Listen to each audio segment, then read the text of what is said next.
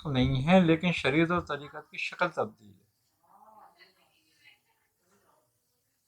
کوئی اہل طریقت شریعت سے انکار نہیں کر سکتا. اس کی وجہ یہ ہے کہ اس کا بیس ہے. بالکل ایسی مثال ہے کہ جیسے کہ دہی کائے کی ہوتی ہے، دودھ کی، ہے نا؟ اور مکھن کائے سے نکلتا ہے، اور گھی کہاں سے نکلتا ہے؟ اسی دودھ میں سے. لیکن کیا سب کی شکل ایک جیسی ہے؟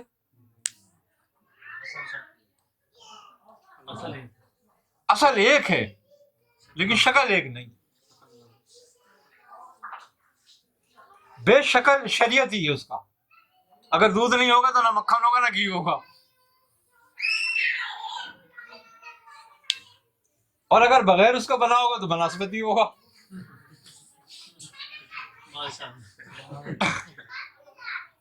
ہاں سیدھی بات ہے نا یہ بات.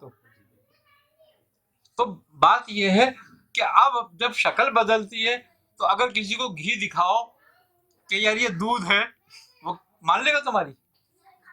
وہ یہ کہے گا دودھ سے تو نکلا ہے یہ، لیکن یہ دودھ نہیں ہے. اب تم کو یہ انکار کر رہا ہے دودھ سے. تو شریعت سے کوئی ولی اللہ انکار نہیں کر سکتا، اس کا بیس وہی ہوتا ہے.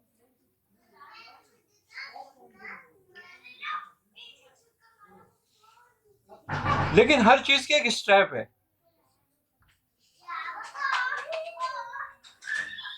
دودھ پینے والے سے ہی کہو گا تو نے گھی کھایا ہے، انہیں ایک سر دودھ پی لیا. اب ایک سر دودھ میں ایک چھٹا گھی بھی ہے، آدھی چھٹا گھی بھی ہے نا موجود اس میں گھی تو. لیکن وہ نہیں مانے گا کہ میں نے گھی کھایا، وہ کہے گا میں نے دودھ ہی پیا. اور اس کو آدھی چھٹا گھی کھلا دو، اس کو بولو تو نے 1 کلو دودھ پی لیا، وہ کہے گا نہیں ایسا کیسا ہوا، میں نے تو گھی کھایا. تو یہ ظہور بھی علم ہیمیا کے حوالے سے ہی ہوتا ہے. علم ہیمیا تو اس سے بہت چھوٹی جگہ ہے، لیکن وہ ابتدا ہے اس کی. یہ پھر علم ہیمیا کے بعد وہ علم نہیں رہ جاتا، پھر یہ علم لدنی ہو جاتا ہے. وہ علم جو اللہ تبارک و تعالیٰ سے براہ راست اس کے دل میں اترتا ہے اور اس کے اسرار کھلتے ہیں، اس کے راز کھلتے ہیں. حضور آپ نے جو دوسرے علم کے حوالے سے فرمایا تھا کہ ارواح بد سے جو ہے وہ یہ کام لیا جاتا ہے جادو کے ذریعے یہی، لیکن اسلامی نظریے کے تحت تو ارواح بد جو ہے جو کفار کی روح ہوتی ہیں یا گناہ گاروں کی، تو وہ تو سجین میں قید ہوتی ہیں. تو قید سے کیسے نکلتی ہیں اور کیسے وہ ہاں کرتی اب ہیں؟ ہر یہ ارواح بد کی جو اصطلاح استعمال کی جاتی ہے وہ ان کی اس روح سے نہیں ہے جو لے جائی گئی ہے، بلکہ وہ شیطان ہے جو ان کے ساتھ پیدا ہوا. ایسا کوئی ظاہری خلاف شرع اگر کسی سے کوئی کام سرزد ہو جاتا ہے تو کہتے ہیں کہ مطلب کہ وہ ولی نہیں، لیکن بعض اوقات تعویل کی گنجائش ہوتی ہے، اس کے پاس کوئی اس کی دلیل ہوگی. لیکن جیسے کہ بایزید بستامی کے بارے میں قول ملتا ہے کہ آپ ایک ولی کی شہرت تھی، مطلب کہ آپ اس کی زیارت ہی نہیں گئے تو اس نے کعبے کی طرف منہ کر کے تھوکا، تو یہ خلاف شرع کام. لیکن آپ نے کہا کہ جو شریعت کی پاسداری نہ کرے وہ ولی کیسے ہو سکتا ہے؟ تو اس میں انہوں نے تو ولی کی نفی کر دی تھی کہ یہ ولی ہے ہی نہیں. اس لیے کہ باعزت کس مقام میں تھی.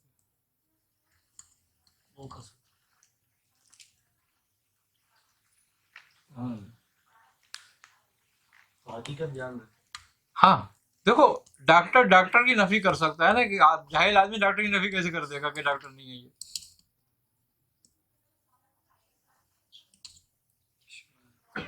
بھائی ایک طبیب کو سامنے بٹھاؤ تو دوسرا طبیب اگر کوالیفائڈ ہے اور اپنے طبابت پہ وہ دسترس رکھتا ہے تو سامنے والے کی باتیں سن کر بول سکتا ہے یہ طبیب ہے یا نہیں.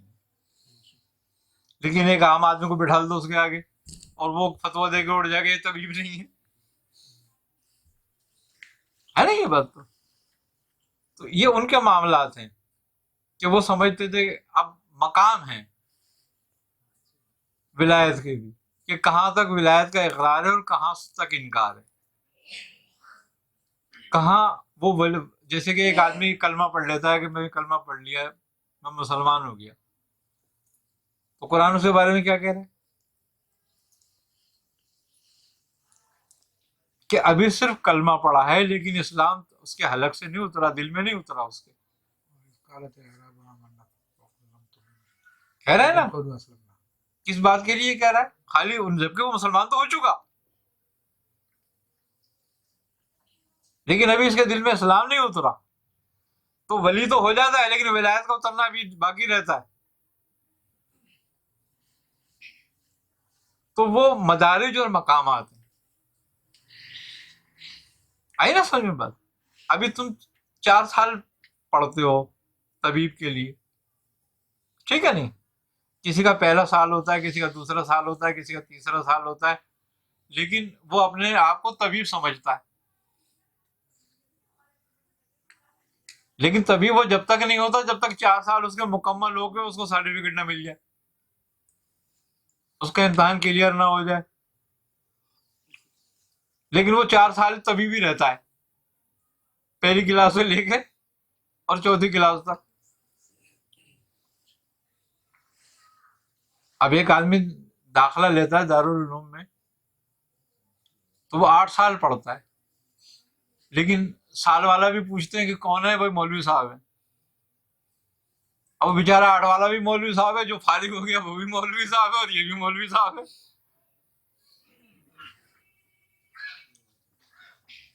اور جس نے صرف ٹوپی لگا کے مسجد میں اذان دے دی اس کو بھی لوگ مولوی صاحب کہتے ہیں. تو ہے نا درجے، یہ بات ہے. اگلی سوال یہ کہ یہ جو آپ نے کہا حضرت شمس تبریز پر اس میں باعث کا غلبہ تھا، تو حضرت عیسیٰ علیہ السلام پر حکم بیدنی اللہ کہتے وقت کون سے اسم کا غلبہ تھا؟ آپ پر صفات الہیہ کا ظہور تھا اور آپ مقام ابدیت میں تھے. نبی پر ولایت کا غلبہ نہیں ہوتا کیونکہ اس پہ اس کی نبوت ظاہر ہوتی ہے اور اس کی ولایت باطن ہوتی ہے. تو جو ظاہر ہوتی ہے اس کا غلبہ ہوتا ہے. تو نبوت مقام ابدیت میں ہے اور وہ ہمیشہ ابد رہے گا. یہ بھی کہہ سکتا ہوں وہ عروج میں تھے یا نزول میں تھے؟ حضرت عیسیٰ نزول میں تھے جی کیونکہ مقام ابدیت میں تھے نا. آئی نا سمجھ میں بات؟ اب نبی کریم صلی اللہ علیہ وسلم کس مقام میں تھے اور آپ کیا فرماتے تھے کہ میں اس کا بندہ ہوں؟ ہے نا یہ بات؟ اور حضرت باعث بستامی کیا فرماتے ہیں؟ انا معظم شانی.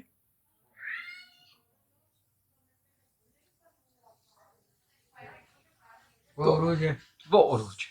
اچھا میں یہ جو کفر طریقت کہتے ہیں یہ سمجھ میں نہیں آیا ابھی تک کون سا مرتبہ یہ مختلف مقامات پہ یہ کفر مختلف ہوتا ہے. ایک تو یہی ہے کہ جب عروج میں ہوتا ہے تو پھر اپنے آپ کو وہی سمجھتا ہے، تو یہ بھی کفر طریقت ہی ہے. کہتے ہیں کہ جب مدارات شروع ہوں اور واپس مقام ابدیت میں یعنی کہ نزول میں نہ آ جائے جب تک وہ کافر طریقت رہتا ہے.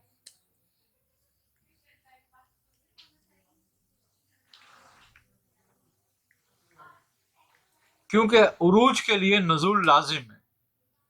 اور ایک بات کمال بات یہ ہے کہ بندہ کتنا ہی عروج کرے کیا ہمیشہ بندہ رہے گا، اور رب کتنا ہی نزول کرے لیکن رب ہی رہے گا.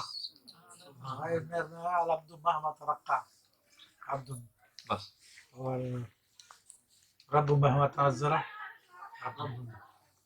یعنی کہ رب تنزل کے بعد بھی رب ہے اور بندہ عروج کے بعد بھی بندہ ہے. حدود اور قیود ہے نا، ایک بندہ اس سے آگے نہیں جا سکتا، اس سے باہر نہیں نکل سکتا.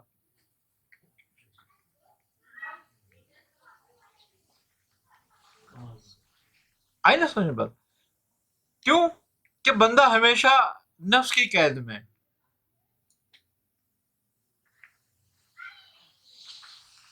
اور اس سے کبھی بھی کچھ صادر ہو سکتا ہے. اختیار ہمیشہ رب کا ہے،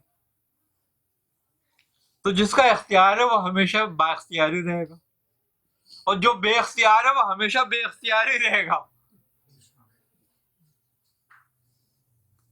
کوئی کلیہ نہیں کہ اس کو با اختیار کر دے، مگر وہ اختیار والا جب چاہے.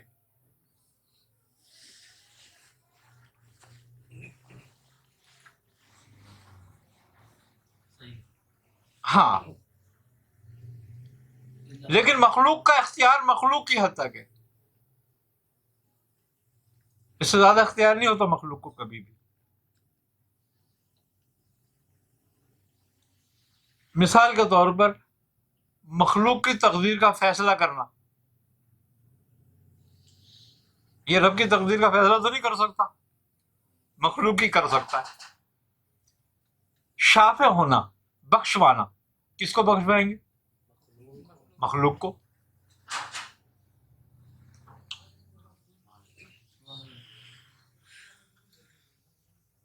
کیوں بخشوائیں گے؟ کہ اللہ نے اختیار دے دیا، یہ سونپ دیا، یہ آپ کا اختیار ہے. لیکن یہ اختیار رب پر اطلاق تو نہیں کرے گا. بھائی رب کی تو شفاعت نہیں ہوگی نا، مخلوق کی شفاعت ہوگی نا، تو ہمیشہ مخلوق کا اختیار مخلوق پر ہی رہے گا. جنت پہ ہو کہ جنت ساری دے دیں آپ کسی کو بھی، مخلوق جنت کیا ہے؟ مخلوق. آپ کسی کو دوزخ سے نکال دیں، آپ کو اختیار ہے، مگر دوزخ کیا ہے؟ مخلوق. تو بات یہ ہے کہ مخلوق کا اختیار ہی مخلوق پہ رہتا ہے. یہ کمال خالق کی بات ہے کہ اس نے مخلوق کا اختیار بھی مخلوق میں ہی دے دیا. رب کے نزول کی کیا مثال ہوگی؟ جیسا آپ نے فرمایا نا، رب جتنا بھی نزول کرے رب ہی ہوتا ہے، تو نزول کی مثال. رب کے نزول کی مثال کفار ہے نا، کہ ان کو نعمتیں دی ہوئی ہے. کیا نعمتیں نہیں ہیں ان کے پاس؟ یہ اس کے نزول کی ہے بات، اس کی رحمت غلبے میں ہے. آئی نا سمجھ میں بات؟ اور اگر اس کی رحمت کا غلبہ نہیں ہوتا تو ایک بھی کفار کو نہ نعمت ملتی نہ زندہ رہتا.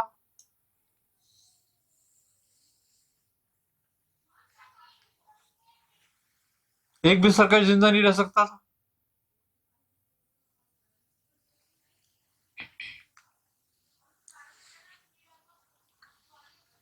کیا ہے کہ وہ کہتا ہے نا میرے غضب پہ میری رحمت، سبقت رحمتی علی غضبی. یہی بات ہے اس کے نزول کی. رب ہو کے غضب نہیں کرتا. غضب نہیں کرتا، کتنا با اختیار ہے.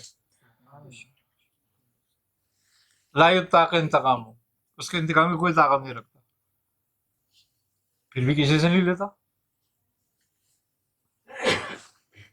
یہ اس کو آئی نا سمجھ میں بات؟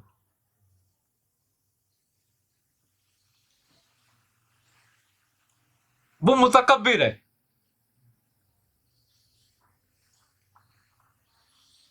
کیوں؟ کہ با اختیار ہے، صاحب قدرت ہے، لیکن اس کے باوجود کتنا رحیم ہے.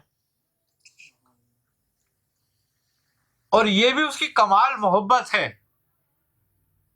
کہ اس نے مخلوق کا اختیار مخلوق کو دے دیا کہ تم فیصلہ کر لو آپس میں.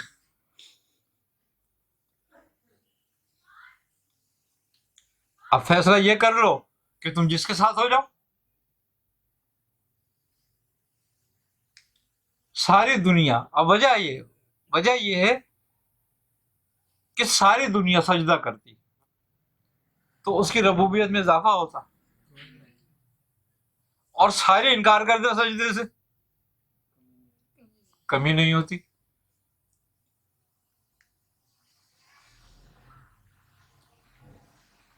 اس لیے کہ مخلوق کے معاملات مخلوق کو دے دیے. اب یہ بات ہے کہ تم سرکار عالم صلی اللہ علیہ وسلم کی اگر اطاعت کرتے ہو، ان سے محبت کرتے ہو، تو اپنے لیے کر رہے ہو تم.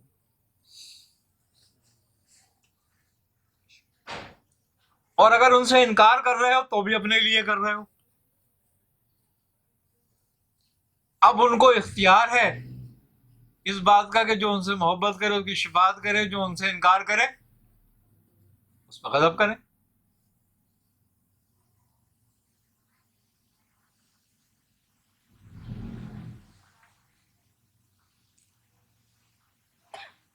انبیاء پہ ایمان نہ لانا کفر اور ایمان ہے نا، کہ جو لایا وہ مومن ہو گیا، جو نہ لایا وہ کافر ہو گیا.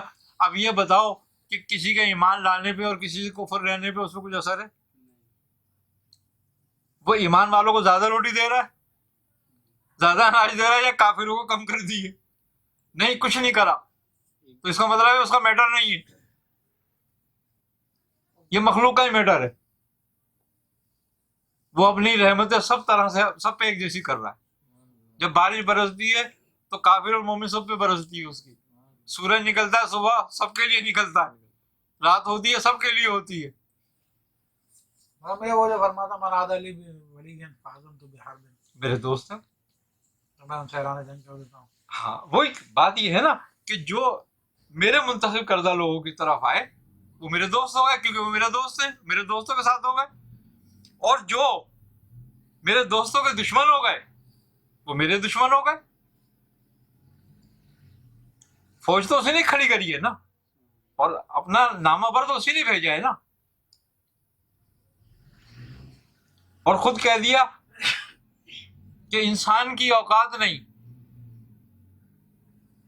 کہ ہم اس سے بات کریں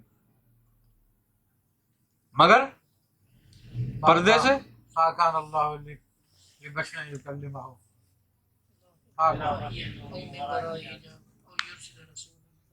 ہاں، اور پھر ایک جگہ کہتا ہے ہم نے بنی آدم پہ کرم کر دیا، کرم نہ بنے والا. عزت دی اس کو. تو وہ لوگ جن کو عزت دی وہ ایک مخصوص گروہ ہے، اور وہ مخصوص گروہ کون ہے؟ ان العزت للہ ورسولہ وللمؤمنین ولکن المنافقین لا یعلمون. جن کو عزت دی. سب کے لیے نہیں ہے یہ بھی.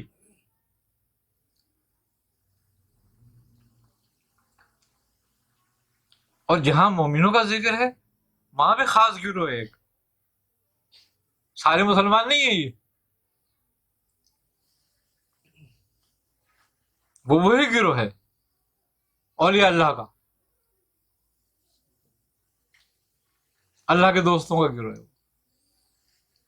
من النبیین والصدیقین والشہداء والصالحین. آئی نا سمجھ میں بات؟ تو بات کیا ہے؟ بات کس کی اطاعت کی؟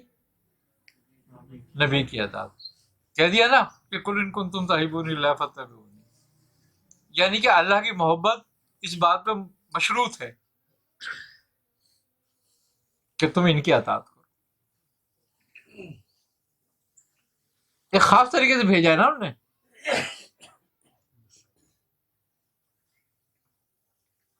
اور پھر ساری نشانیاں دے کے بھیجا، اور تم پھر انکار کرو. اچھا، وہ جو بھیجا گیا ہے اور اس کو تم سے کہا گیا کہ بھئی اس کی اطاعت کرو، تو وہ بھی تمہارے فائدے کے لیے، اس کا اس میں کچھ فائدہ نہیں ہے. اور تمہارا فائدہ کیا اس میں کہ تم بہترین زندگی گزارو، بہترین آخرت ہو تمہاری.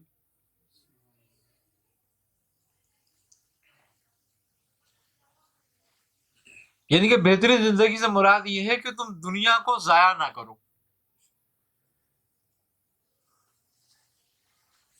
دنیا ہے آخرت کی کھیتی، یہاں جو بولو گے وہ وہاں کاٹ لو گے. تو جتنی اچھی فصل بو گے اتنی اچھی کاٹو گے. تو اچھی فصل بونے کا طریقہ کون سمجھا رہا ہے تمہیں؟ انبیاء علیہ السلام. تو وہ تمہارے محسن ہوئے، محسن ہوئے نا تمہارے پھر. تو حل جزاء الاحسان الا الاحسان.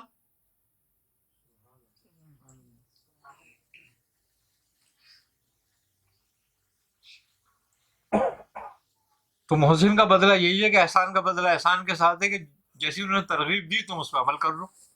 یہ اس کا بدلہ ہے. ان سے محبت کرو، ان کی اطاعت میں رہو. یہ پہلا اسٹیپ ہے. اسی لیے کہا ہے کہ علم الادیان سب سے اول ہے اور سب سے افضل ہے تمام علوم میں.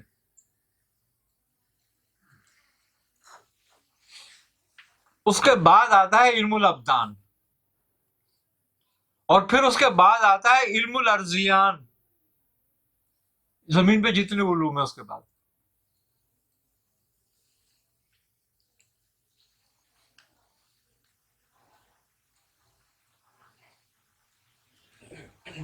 یہ جو سب کو ظہور ہو رہا ہے دنیا میں، سائنس ترقی کر رہی ہے، جو بھی کچھ ظہور ہو رہا ہے،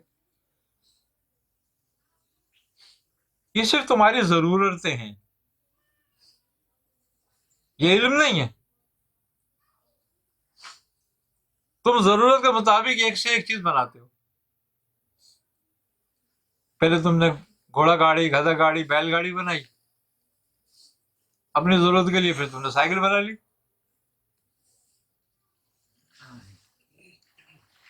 پھر سائیکل کے سے اوپر اٹھے تو گاڑی بنا لی، پھر موٹر سائیکل بنا لی، کاریں بنا لی، جہاز بنا لیے. یہ تم نے اپنی ضرورتوں کے لیے بنائے، یہ علم نہیں ہے. جو ضرورت بڑھتی گئی، آدمی غور تفکر کرتا گیا، راستے نکلتے گئے. علم الارضیان سب سے ادنا علم ہے، کیونکہ اس کا تعلق صرف زمین سے ہے، عالم سفلی سے، عالم اسفل سے. اس کا آخرت سے کچھ فائدہ نہیں، کچھ نتیجہ نہیں اس کا آخرت میں. جو اس میں غرق ہو گیا وہ غرق ہو گیا. اب بجلی کن نے بنائی ہے؟ کافر نے بنائی ہے نا. مسجد میں بھی جل رہی ہے، مندر میں بھی جل رہی ہے، گرجے میں بھی جل رہی ہے، نائٹ کلبوں میں بھی جل رہی ہے. تو فائدہ تو ہونا چاہیے نا اس کو، مسجد میں جلنے کا تو ثواب ملنا چاہیے، نہیں ملنا چاہیے.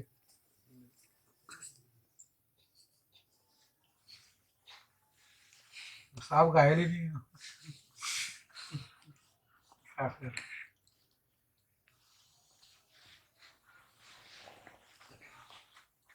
ہے نا یہ بات. تو اس کا مطلب ہے دنیا پھر اس کا آخرت میں تو کوئی فائدہ نہیں ہو اس کو بنانے کا بجلی.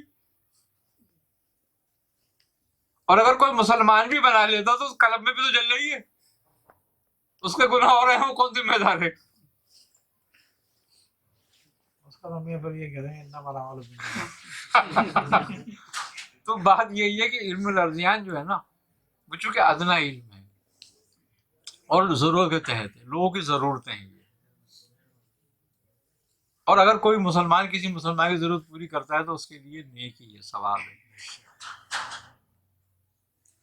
آئی نا سمجھ؟ ما کان العبد فی عون اخیہ کان اللہ فی عون عبدہ. بندہ جب تک مسلمان کی مدد میں لگا رہتا ہے، اللہ اس کی مدد میں لگا رہتا ہے. من استطاع منکم ان ينفع اخیہ فلینفعه.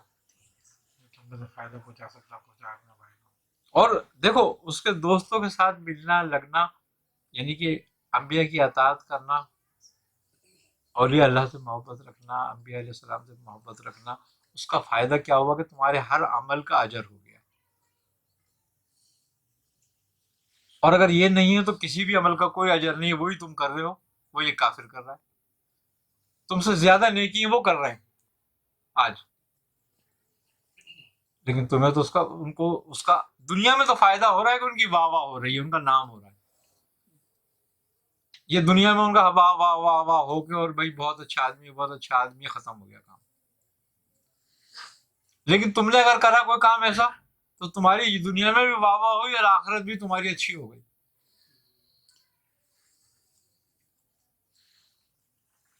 یہ اس کا صلہ ہے. کس کا صلہ؟ کہ اس کے بھیجے ہوئے کی اطاعت کرنے کا صلہ، کہ انہیں پھر تمہیں اکیلا نہیں چھوڑا، تمہارے کسی عمل کو پھر تم پہ نہیں چھوڑا. काफिरों के हर अमल को उन पे छोड़ दिया, लेकिन तुम्हारे किसी अमल को नहीं छोड़ा। तुमने गुनाह किया तो गुनाह ही लिखा गया कि भाई पकड़ा जाएगा इस पर। नेकी करी तो नेकी लिखी गई। अब उसकी रहमत ये है कि जब तुम नेकी करते हो वो कहता है इसका ये गुनाह मिटा दो, ये नेकी लिख दो। तुम्हारे गुनाह भी हाथ के हाथ मिटते रहते हैं और नेकी भी तुम्हारे खाते में आती रहती है।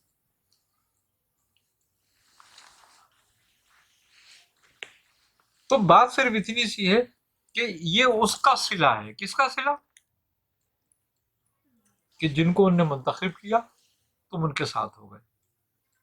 और बादशाह का यही काम होता है। बादशाह खल्क में नहीं होता, मखलूक में नहीं होता, लोगों में नहीं होता, लोगों में उसके भेजे हुए लोग होते हैं। सुभान अल्लाह। उसी से शिकायत करते हैं और उसी से हुक्म लेते हैं और वो उनकी हाजतें रवा करते हैं। बादशाह के नहीं करता, लेकिन बादशाह ने उनको इख्तियार दिया हुआ होता है कि जाओ करो। सुभान अल्लाह, सुभान अल्लाह। और कुरान में अल्लाह ताला भी कह रहा है ना कि और तुम्हारे मददगार हैं अल्लाह, रसूल, उसके फरिश्ते और मोमिन। सारे मोमिन और मलाइका ज़हीरा। तो उसी के जनूद, उसे लश्कर है ना ये सब।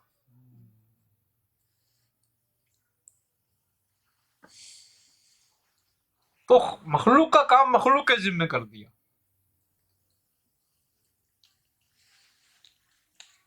ये जाफर तैयार जो है ये कौन? तफरीद और किसी की तजरीद तो नहीं कर सकते हम, लेकिन बात यह है कि जैसे कि कुरान कह रहा है कि और मोमिन तुम्हारे मददगार हैं, तो अल्लाह ताला ने उन लोगों को ये कुव्वत अता फरमाई थी। और फिर सबसे बड़ी बात यह है कि जो अल्लाह के दोस्त होते हैं, सहाबा इकराम पर तो एक वो है कि भाई सोबत याफ्ता थे, और क्या वो वली नहीं थे? कोई वली उनके कदम तक नहीं पहुंच सकता। कोई वली उनके कदम तक नहीं पहुंच सकता। इसी तरह ताबईन है, इसी तरह तबा ताबईन है। तो बात यह है कि अल्लाह तबारक व ताला ने जब कुरान में कह दिया तुम्हारे मददगार हैं, तो हर तरह की मदद कर सकते हैं तुम्हारी। और सबसे बड़ी मदद तो तुम्हारी जो है वो ये है कि तुम्हें सीधे रास्ते पर ले आते हैं।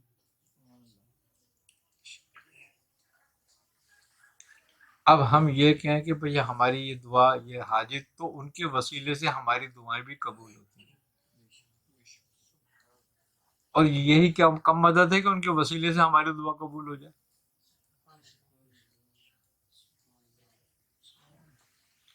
और खूबी की बात यह है कि इंसान जब किसी अल्लाह के दोस्त का वसीला उसको देता है, तो ये क्योंकि कुदरत अल्लाह तबारक व तआला रब्बुल इज्जत गयूर है,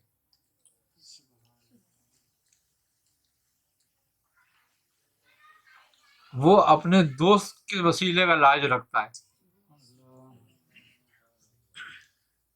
उसको रद्द नहीं करता। क्यों हजरत उमर हजरत अब्बास को ले गए थे नमाज इस्तिस्का पढ़ने के लिए? क्यों? कि तुम जब अपने अमल से मांगते हो ना, तो तुम्हारा कोई अमल ऐसा नहीं है कि जो कबूल हो, मगर जब तुम वसीला देते हो ना, तो वो वसीला रद्द नहीं होता, वो कबूल होता है। हमारे अमल नाकिस हैं। हम समझते हैं कि हम बहुत अच्छी दुआ पढ़ रहे हैं, हम बहुत अच्छा कुरान पढ़ रहे हैं, लेकिन कुरान बहुत अच्छा है, कुरान का हमारा पढ़ना बहुत अच्छा है, लेकिन हमारी ज़बान वैसी सीधी नहीं है, हमारा कल्ब सीधा नहीं है। हमने ज़बानें सीधी कर ली है लेकिन कल्ब सीधा नहीं किया। तो लिहाजा अभी हमारा कल्ब जो है या हमारा अमल जो है वो इस काबिल नहीं है कि उस बारगाह में कबूल किया जाए। लेकिन जब हम वसीला देते हैं तो हमारी अपनी ज़ात बीच में से निकल जाती है।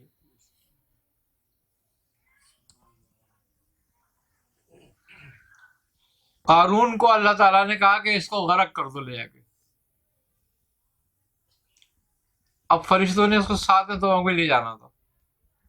जब ये जमीन के 4थे तबक में पहुंचा تو وہاں کی مخلوق نے دیکھا، بولے یہ کون ہے؟ تو اس سے پوچھا کہ تو کون ہے جس پر اتنا عذاب ہے؟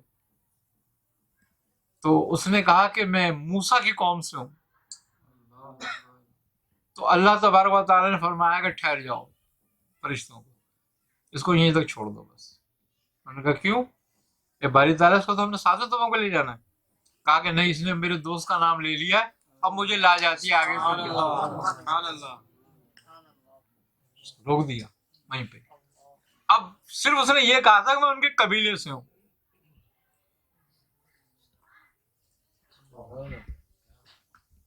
تو وہ اپنے دوستوں کے لیے اتنی بات رکھتا ہے۔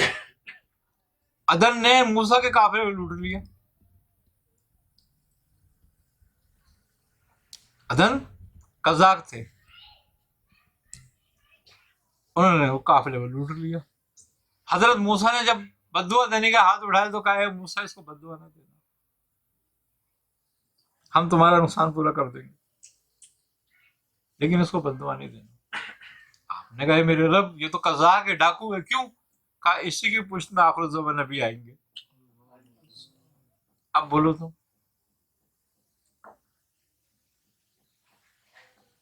اللہ نے حضرت موسیٰ کو، اپنے نبی کو منع کر دیا کہ اس کو بددعا نہ دینا۔ کیوں؟ کہ دو باتیں۔ ایک بات یہ کہ وہ ان کی ہر بات معاف ہو گئی آپ کی آمد کی وجہ سے، کہ آپ اس پشت میں آئیں گے۔ دوسری بات یہ ہے کہ نبی کی بددعا اور دعا قیامت تک قائم رہتی ہے، یہ ختم نہیں ہوتی۔ اس کا اثر قیامت تک رہے گا۔ اس میں تو سرکار عالم آنے والے تھے۔ تو یہ وہ اپنے دوستوں کا کس طریقے سے خیال رکھتے ہیں۔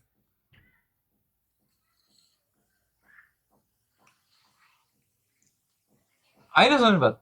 تو بات یہی ہے کہ ہمارا اپنا عمل کوئی اچھا نہیں ہے کہ جو قبول ہو، ہمارا کوئی عمل ایسا نہیں ہے کہ جو بخشش کی ہماری کسی بات کی ضمانت بن جائے، نہیں۔ ہمارے لیے تو اگر ضمانت کا ذریعہ ہے اور ہمارے اعمال اگر ناقص ہیں اور ان کے مقبول ہونے کا کوئی ذریعہ ہے تو وہ اس کے انبیاء اور اس کے دوست ہی ہیں۔ ہاں، جو شعر ہے نا بڑا پیارا ہے، خلاصہ، جو کوئی اپنا بھلا چاہتا ہے اسے چاہے جس کو خدا چاہتا ہے، بس سیدھی بات، اسے چاہے جس کو خدا چاہتا خدا چاہتا ہے۔ آئی نا سمجھ بات؟ عروج کے بعد نزول ضروری ہے۔ عروج کے بعد تو ہر عروج کو نزول نہیں ہے۔ کیوں؟ تو کسی نے کہا ہے نا ہر نفس کو ہے تغیر، ہر تغیر کو فنا۔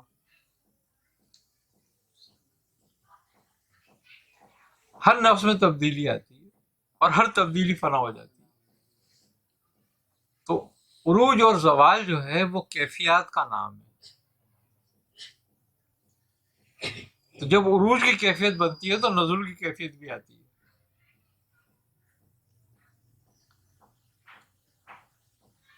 آئی نا سمجھ بات؟ آپ اگر جہاز میں بیٹھ کے اڑ جاؤ تو واپس اترنا ہے آپ کو، نہیں اترنا؟ اڑتا آدمی اترنے کے لیے ہے، یا بس اڑ گیا تو بس اڑ گیا، وہ اترے گا ہی نہیں۔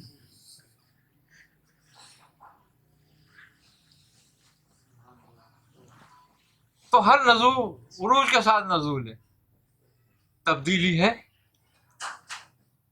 آپ یہ دیکھو نا، جو بزرگ اسباق دیتے ہیں، خاص نقشبندی سلسلے میں جیسے اسباق ہیں، 7 لطائف، کہیں 6 لطائف، کہیں 8 لطائف، ہے نا؟ تو ایک سے دوسرے کی طرف منتقل ہونا ہے، نہیں ہونا ہے، اور وہ منتقل ہوتے ہوتے ہوتے ہوتے واپس قلب پہ آ جاتے ہیں، وہاں سے شروع ہوتے ہیں، گھوم کے پھر وہیں آ جاتے ہیں واپس۔ کہ یہ بحث ہے کہ نفس، قلب، روح، سر کے الگ الگ حقیقتیں ہیں، اور جیسے امام غزالی رحمۃ اللہ علیہ نے، اس طرح شیخ احمد بن عجیبہ رحمہ اللہ نے، ان سب نے کہا کہ ایک ہی چیز ہے لیکن کیفیت مختلف زمانوں میں بدلتی ہے، تو اس کے اعتبار سے جو ہے ان کے نام ہو جاتے ہیں۔ نفس جب सुधर जाता है तो कल्ब हो जाता है, फिर उससे आगे बढ़ता है तो रूह हो जाता है, उससे आगे और सुधार आता है तो फिर वो सिर हो जाता है। लेकिन ये जो है नक्शबंदी असबाग के हमने बाकी हर एक का मुकाम अलग अलग बताया, तो इस एतबार से हम देखते हैं तो ये सब चीज़ें अलग अलग नजर आती है। और वैसे प्रैक्टिकली भी कि जब इंसान रूह में भी दाखिल हो जाए, कल्ब के मकाम में भी आ जाए, तो नफ्स का हमेशा खतरा लगा ही रहता है।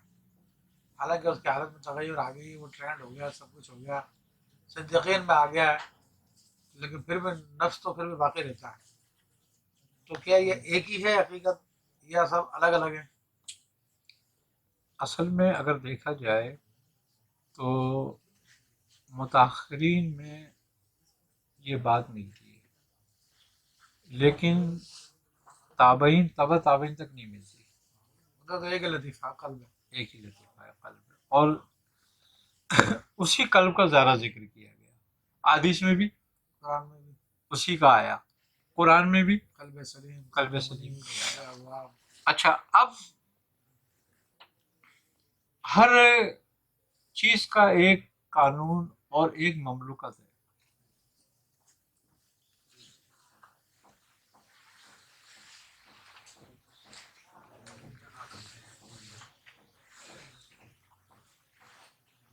कहते हैं कि हफ्त अकलीम पर 7 धड़ हुकूमत करती है,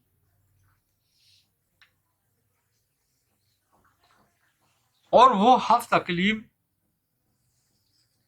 इंसान है।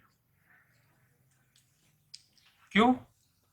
कि इंसान कायनात सगीर है, वो कायनात कबीर है।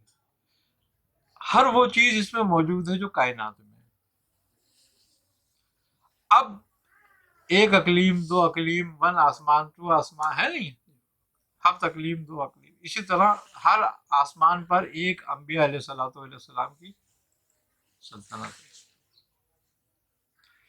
वही हफ्त अकलीम जो है इंसान के अंदर 7 मकाम पर है, और वो 7 मकाम 7 लताइफ कहलाते हैं, और वो धड़ कहलाते हैं। अच्छा, अब एक आदमी तो इसको समझ के कर रहा है, एक आदमी इसको नहीं समझ के कर रहा। जैसे कि कादरिया खानदान में, चिश्तिया खानदान में इसकी कोई वो नहीं है। अब वो क्या करते हैं कि आपने मोटर से पानी टंकी में भरा, एक से मिसाल दे रहा हूं मैं, एक आपने मोटर से पानी टंकी में भर दिया। अब आपके घर में 20 नल लगे हुए, 10 नल लगे हुए, 5 नल लगे हुए। अब हर नल के अलग अलग भरने की जरूरत नहीं है। हर नल में पानी आया, जो टोटी खोल दो उसमें पानी आ जाएगा, टंकी एक ही भर गई। तो वो कहते हैं अपने कल्ब को मुजल्ला कर लो और इसमें जिक्र नूर भर दो। जब इसमें नूर भर दोगे तो इसकी लाइन तमाम लताइफ में पहुंच जाएगी, और जिस पर तवज्जो करोगे वही रोशन हो जाएगा, वही खुल जाएगा। तो लतीफ़ा इंसान को खबर भी नहीं होती और सारे लताइफ उसके खुल जाते हैं, सिर्फ कल्ब पे तवज्जो करते रहने से, जिक्र करने से। जब कल्ब में बेहतरी आती है तो रूह में बेहतरी आती है, रूह में बेहतरी आती है, सिर में बेहतरी आती है, सिर में बेहतरी आएगी, अख्फा में आ जाएगी, अख्फा में आएगी, खफीउल अख्फा में आ जाएगी, खफीउल अख्फा में आएगी तो नफ्स में आ जाएगी। अच्छा, मैंने ये देखा है कि जो लताइफ का जिक्र करने वाले हैं तो वो अक्सर कहते हैं कि उलूम मारिफ जो है उनका ज़ुहूर जो है ना, जब भी लतीफ़ा तब्दील होता है तो वो अलामत ज़ाहिर होती है। तो दीगर सलासिल के अंदर जो जिक्र अस्कार करने वाले हैं उन पर भी क्या उलूम मारिफ का ज़ुहूर होता है? सबसे ज्यादा मारिफ जो जाहिर किए हैं इसरार, वो मुहिउद्दीन इब्न अरबी ने किए।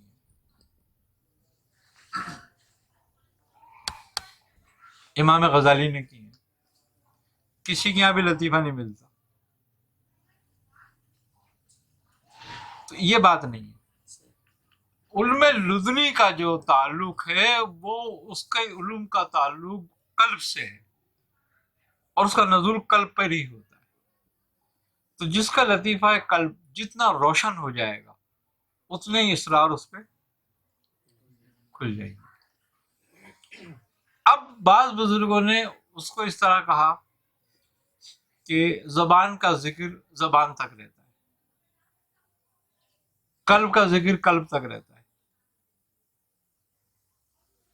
بعض بزرگوں کا خیال ہے یہ. اب وہ کہتے ہیں زبان کا ذکر لک لک ہے، یعنی کہ لک لک لک لک لک لک لک کرتے رہے، تم کچھ بھی بولتے رہے، کچھ نہیں ہوا. اور قلب کا ذکر وسوسہ، روح کا ذکر مشاہدہ، سر کا ذکر معائنہ. لیکن یہ سب الگ الگ نہیں ہے،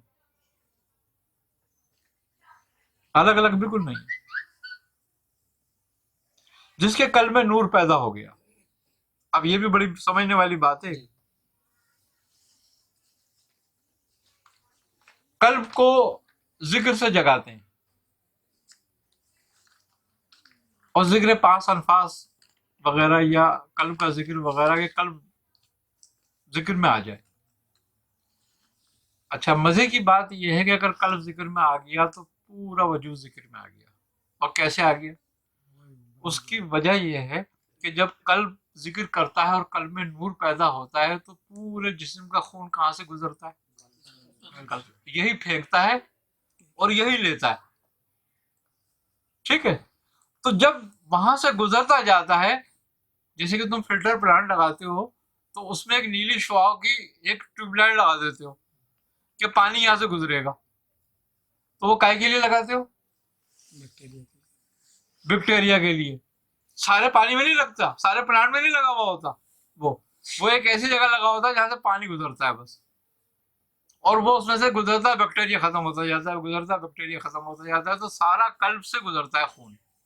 جب خون قلب سے گزرتا ہے تو اس کے سیل نورانی ہوتے جاتے ہیں. وہاں سے جب اس میں نور ہوتا ہے تو اس کا نور لیتے جاتے ہیں، لیتے جاتے ہیں، لیتے جاتے ہیں، جس سے پورا جسم نور کا ہو جاتا ہے، نورانی ہو جاتا ہے. اب وہ قلب سے گزر کے سر سے بھی گزر رہا ہے، روح سے بھی گزر رہا ہے، خواہ سے بھی گزر رہا ہے، سب جگہ سے گزر ہی رہا ہے نا وہ. تو اس کا خون بھی نور، اس کا گوشت بھی نور، اس کی ہڈیاں بھی نور ہو جاتی ہیں. نبی کریم صلی اللہ علیہ وسلم کی دعا کیا تھی؟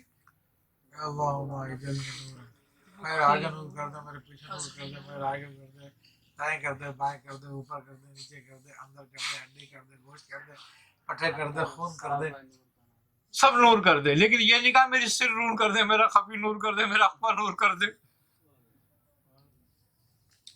یہ نور آپس میں جب ملتے ہیں تو جب خون پورا نوری ہوتا ہے تو ہر سیل جو ہے نا ذاکر ہو جاتا ہے. اب ہر سیل جب ذاکر ہو جاتا ہے تو کتنے سیل ہیں تمہارے اندر؟ خربوں ہیں. اچھا، جب وہ ذکر کر کے پورا خون جو جسم اور گوشت اس خون سے بنتا ہے تو اس کو زمین نہیں کھاتی، پھر وہ جلد محفوظ رہتے ہیں قبر میں بھی.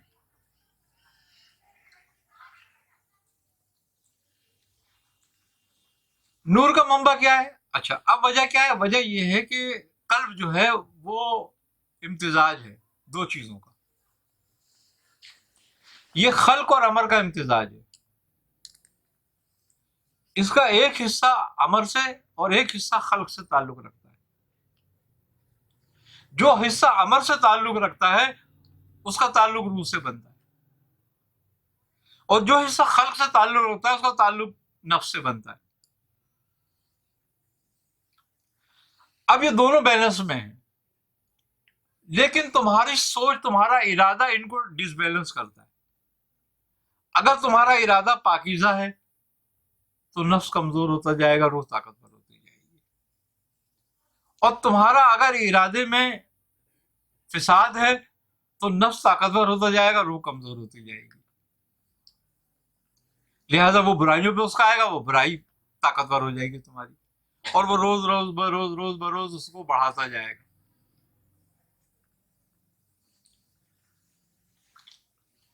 تو اس کے لیے سب سے زیادہ چیز جو صاف ستھری رکھنی ہے وہ اپنا ارادہ ہے، اپنا ذہن دماغ پاک رکھنا ہے.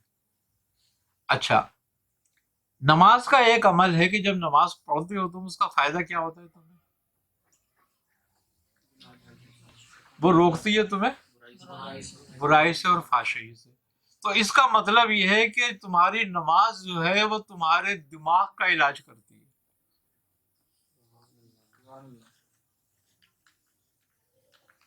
تمہارے خیالات کو اور تمہارے ارادوں کو پاک کرتی ہے. جب یہ پاک ہوتا ہے تو آٹومیٹک حیا پیدا ہوتی ہے اور آٹومیٹک برائی سے بچتا ہے آدمی. اور سب سے زیادہ اسی کو کرنے کا حکم دیا گیا ہے. قرآن میں کم و بیش 700 جگہ کہا گیا ہے کہ نماز قائم کرو. اچھا، نماز قائم سے مراد بہت ساری معنی ہیں اس کے. ایک تو یہ ہے کہ ہم نے فجر کی پڑھی، ہم ظہر کے انتظار میں رہیں.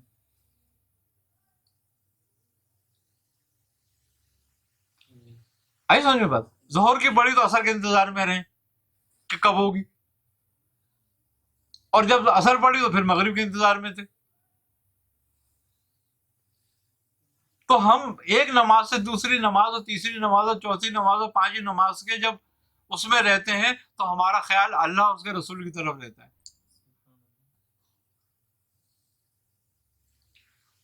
اور پھر ہم پاکیزگی بھی رکھنا چاہتے ہیں کہ پاک رہے چونکہ نماز پڑھنی ہے. تو آٹومیٹک یہ ظاہری برائیوں کو روک رہی ہے. اب یہی باطنی برائیوں کو بھی روک لیتی ہے. اور باطنی برائی کیا ہے؟ فاسد خیالات. سب سے پہلے جڑ ہے وہ اس کی فاسدہ خیالات کی. فاسدہ خیالات جو ہے وہ جڑ ہے ساری برائی کی. کیونکہ تمہارے ذہن میں جب فاسد خیال آئے گا تو پھر تمہارا نفس اس کا آئے گا کہ یار چل جلدی چل. اور جب بالکل ہی نہیں آئے گا تو اس طرف جائے گا ہی نہیں، نہ دھیان جائے گا نہ دھیان. اب یہ کیا ہے کہ وہ کہتے ہیں کہ خشوع کے بغیر نماز نہیں ہوتی.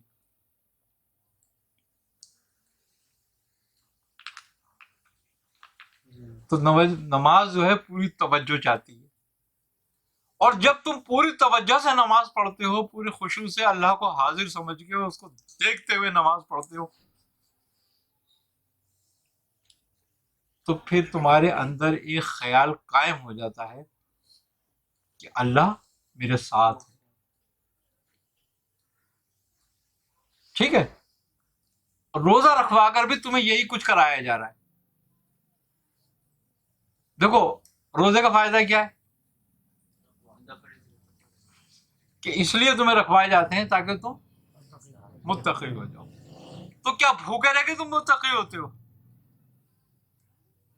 بھوکے رہ کے متقی کوئی نہیں ہوتا، بلکہ اس خیال پہ متقی ہوتے ہو تم کہ تمہیں ہر وقت یہ رہتا ہے کہ رب دیکھ رہا ہے، میں ایک گھونٹ پانی نہیں پی سکتا کہیں اکیلے میں بھی جا کے، چاہے خلق دیکھے نہ دیکھے، مخلوق دیکھے نہ دیکھے، لیکن میں حاضر ہوں اس وقت. میں اپنے آپ سے حیا کر رہا ہوں، اب لوگوں سے نہیں کر رہا، اب حیا اپنے آپ سے کر رہا ہوں میں کہ کوئی دیکھنے والا نہیں ہے، میں گھونٹ پانی پی سکتا ہوں، کتنی شدت کی پیاس لگی ہوئی ہے، لیکن پیتا ہوں نہیں پیتا جب تک کہ اس کا حکم نہ آ جائے کہ بھئی اب کھولنے کا وقت ہو گیا، اب کھول لو اس کو، روزے کو افطار کر لو. تو وہ تمہارے اندر کیا بات پیدا کر رہا ہے؟ مراقبہ. مراقبہ، تمہاری نگہبانی، کہ تم آپ اپنے نگہبان ہو گئے ہو. یہ تمہیں صرف سکھایا جاتا ہے اس وقت میں اس لیے کہ تم ہر وقت اپنے نگہبان رہو. یہ سال میں 1 مہینے کی پریکٹس اس لیے کہ پورے سال تو نگہبانی کر اپنی. اور جب تجھے اپنی نگہبانی کی عادت پڑ جائے گی تو متقی ہو جائے گا، کیونکہ رب کا خوف پیدا ہو جائے گا تیرے دل میں. تو بھوکا رہنا اس بات کی علامت نہیں ہے کہ وہ ہمیں تقویٰ پیدا کر رہا ہے، لیکن بھوک سے تمہیں آزمائش میں ڈالا گیا ہے، تم سے حلال چیز سے رکوایا گیا ہے کہ آپ دیکھیں تو رکتا ہے یا نہیں رکتا. یہ تمہارے کو تمہارے اندر تمہاری حیا پیدا کرائی جاتی ہے. حیا وہ نہیں ہے جو انسان دوسروں سے کرتا ہے، وہ تو خوف ہے، وہ حیا نہیں ہوتی. حیا وہ ہوتی ہے جو وہ خود کرتا ہے خود سے. اور جب انسان خود سے حیا کرنے لگتا ہے نا تو وہ متقی ہو جاتا ہے. اور پھر جب انسان خود سے حیا کرتا ہے تو پھر اللہ اس سے حیا کرتا ہے. سبحان اللہ، سبحان اللہ. پھر اس کو وہ کسی چیز میں مبتلا نہیں ہونے دیتا، پھر وہ اس کے قلب کی نگرانی کرتا ہے. اور جب تم اپنے آپ سے حیا کرتے ہو تو تمہارے دل سے خوف نکل جاتا ہے، پھر لوگوں سے نہیں ڈرتے تم. ٹھیک ہے، اب یہاں چونکہ تم لوگوں سے نہیں ڈر رہے ہو، تمہارے دل سے خوف نکل گیا اس بات پر کہ تم اپنے آپ سے حیا کر رہے ہو، تو تمہارا رب تم سے حیا کرے گا، وہ وہاں تم اس سے نہیں ڈرو گے، تمہیں خوف نہیں ہوگا وہاں کوئی. لا خوف علیہم ولا لا خوف علیہم ولا هم یحزنون، کہ تمہیں پھر وہاں کا خوف نہیں ہوگا. کیوں؟ کہ تم نے یہاں اپنے آپ سے حیا کی تھی، یہاں تم نے اپنی زندگی اپنی حیا میں گزاری اپنے رب کے لیے.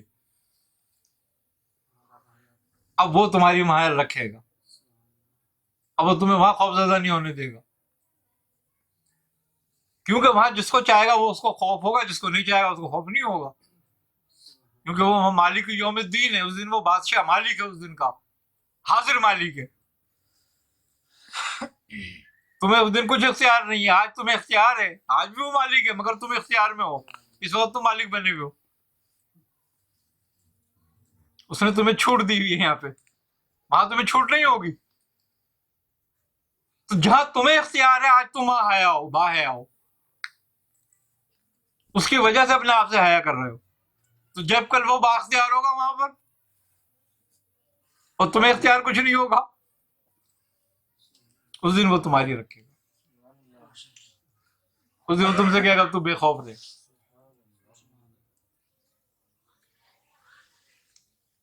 تو جو ہمیں پریکٹس کرائی گئی ہے، یہ جس کو ہم فرائض کہتے ہیں، فرض کہتے ہیں، تو یہ ہم پہ ایسے ہی نہیں رکھے گئے خامخواہ. اس میں ہمارا ہی بھلا ہے. بس بات یہ ہے کہ ہم اس کو سمجھ لیں، جان لیں. جس طرح نماز بھی ساہون ہے نا نماز ساہون، قرآن بھی کہہ رہا ہے نا، اسی طریقے سے روزے بھی ساہون ہیں، اسی طریقے سے تمہاری ساری زندگی ساہون ہے.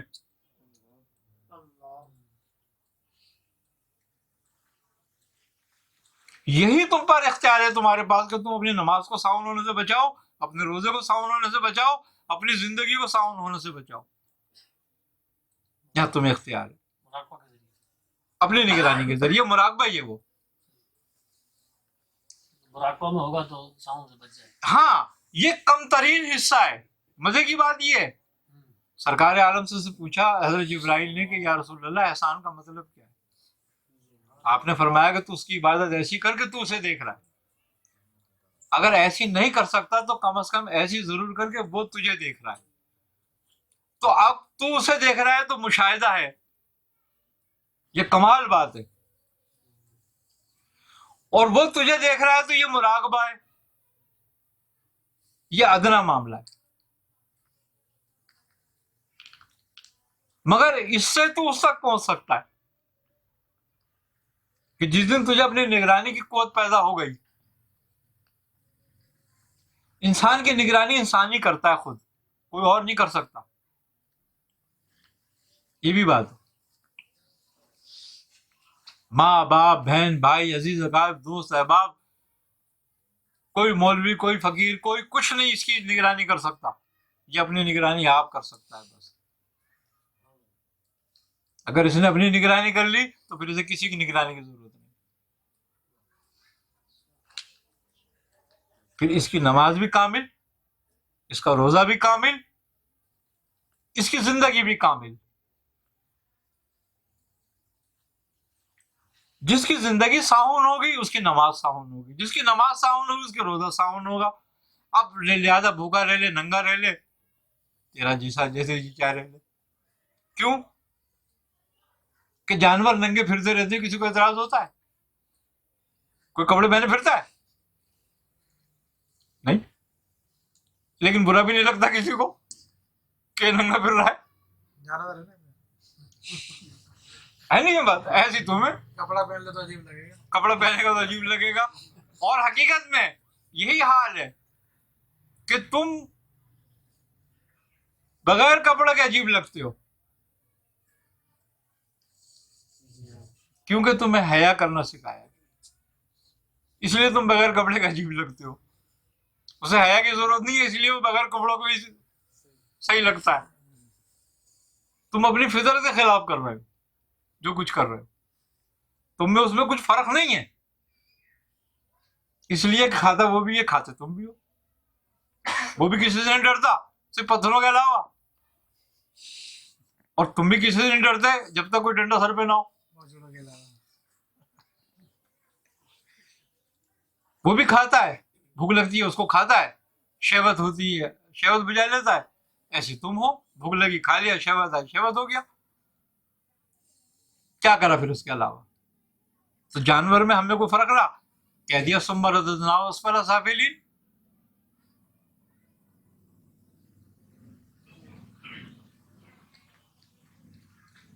تو بات کیا ہے کہ اپنی حیا پیدا کرو اپنے اندر، کسی اور سے حیا مت کرو. جس سے تمہیں حیا کرنی ہے تم اس سے تو کرتے نہیں، اور جن سے نہیں کرنی ان سے حیا کرتے ہو. تم مجھ سے ڈرتے ہو، ان سے ڈرتے ہو، ان سے ڈرتے ہو، یہ کوئی تمہارے اعمال کے ذمہ دار ہیں؟ یہ کوئی تمہیں جزا سزا دینے اختیار رکھتے ہیں؟ یہ کوئی تمہیں روٹی کھلاتے ہیں؟ یہ کوئی تمہیں اناج دے رہے ہیں؟ یہ انہوں کوئی تمہیں پیدا کیا ہے؟ یہ تمہیں مارنے کا اختیار رکھتے ہیں؟ لیکن جس نے تمہیں پیدا کیا، جو تمہیں مارنے کا اختیار رکھتا ہے، جو تمہیں نعمتیں دے رہا ہے، تمہیں صحت دی ہے، تمہیں سالم پیدا کیا، تمہیں عقل اچھی دی ہے، تم اس سے نہیں ڈرتے نہ اس کا احسان مانتے ہو.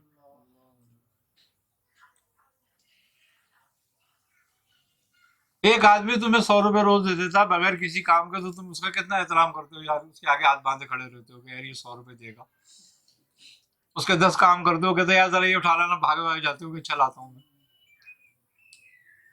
اور جن نے ساری عمر تمہیں نعمتیں دی ہیں اور اس کے سلے میں کچھ نہیں مانگا تم سے علاوہ اس بات کے کہ تم اپنے آپ سے حیا کر لے، اس سے کچھ نہیں کرتے.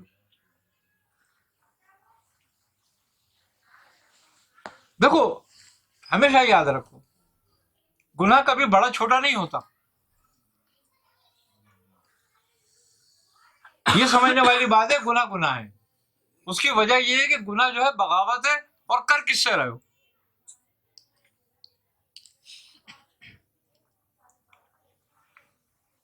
اس مالک الملک سے.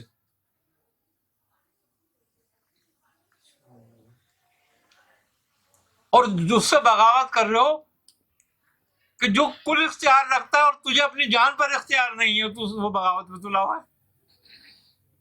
تجھے اس بات پہ اختیار نہیں کہ تو اپنی مرضی سے آ جائے یہاں پہ، تجھے اس بات پہ اختیار نہیں کہ تو اپنی مرضی سے چلا جائے، تجھے اس بات پہ اختیار نہیں کہ تو اپنی صحت قائم رکھے، اور تجھے اس بات پہ اختیار نہیں کہ تو اپنی بیماری دور کر سکے. جب کسی بات پر بھی تجھے اختیار نہیں ہے تو پھر جھگڑا کس بات کا ہے؟ یہ یعنی کہ اکڑ، یہ بغاوت کس بات پر ہے؟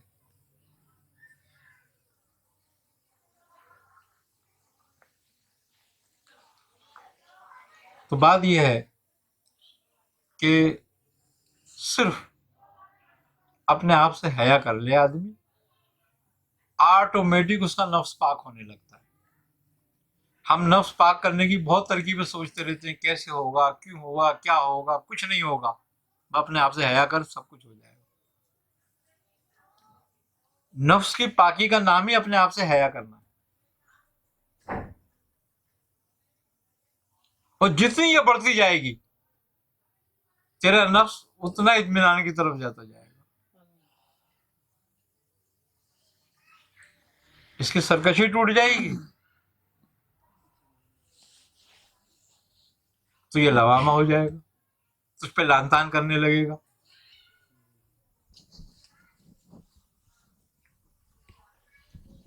آئی نا سمجھ میں؟ اور انسان مر جاتا ہے، وہ چلتا پھرتا رہتا ہے، کھاتا پیتا رہتا ہے، لیکن وہ مر جاتا ہے اگر اس کا اندر ضمیر حیا مر جاتی ہے تو.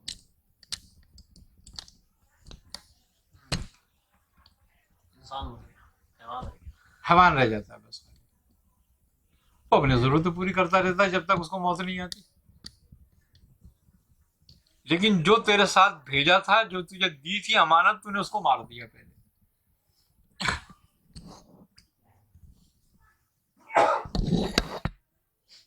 तुम्हें अशरफ जो बनाया था वो एक अमानत से बनाया था, एक अमानत की वजह से बनाया था, उससे ज्यादा कुछ नहीं है। जानवर से हटके तुम्हारा कुछ नहीं है, तुम वही हो जो वो है। सिर्फ एक अमानत है एक ऐसी कि जिसकी वजह से तुम्हें अशरफ कहा गया था।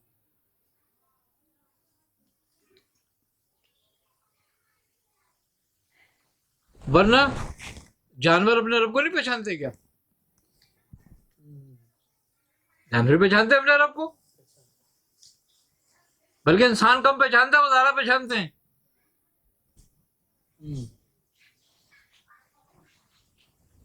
एक मक्खी हजरत मूसा को बार बार तंग कर रही थी, आप हर मार के उड़ाते उसको, फिर वो आ जाती, फिर उड़ाते।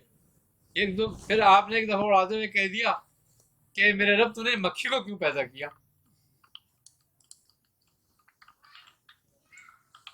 रब कहने लगे, फरमाने लगा कि मूसा, ये मक्खी भी दिन में कई मरतबा मुझसे पूछती तूने मूसा को क्यों पैदा किया।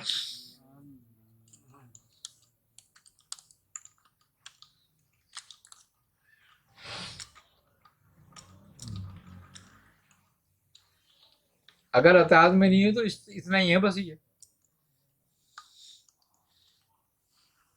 कि जैसे बाकी सारे ऐसे ये भी है। और उसको तुम्हारी अताज की जरूरत नहीं है। कोई जानवर उसकी अताज नहीं करता, सबको रोटी देता है। कुत्ता कमाते हुए देखा कभी? किसी कुत्ते को कमाते हुए जाके देखा? कभी किसी चील कौवे को कमाते हुए देखा? किसी काम करने गया? इंसान कमाता है फिर भी भूखा रहता है, वो कमाते नहीं है फिर भी खा के सोता। कैसा रब कमाल! क्योंकि जो अपने आप को उसके हवाले कर देता है ना, वो उसको मायूस नहीं करता। तो तुम्हें कष्ट करने का हुक्म आया, लेकिन खाली तुम कष्ट करने में अपनी जिंदगी खर्च ना कर दो।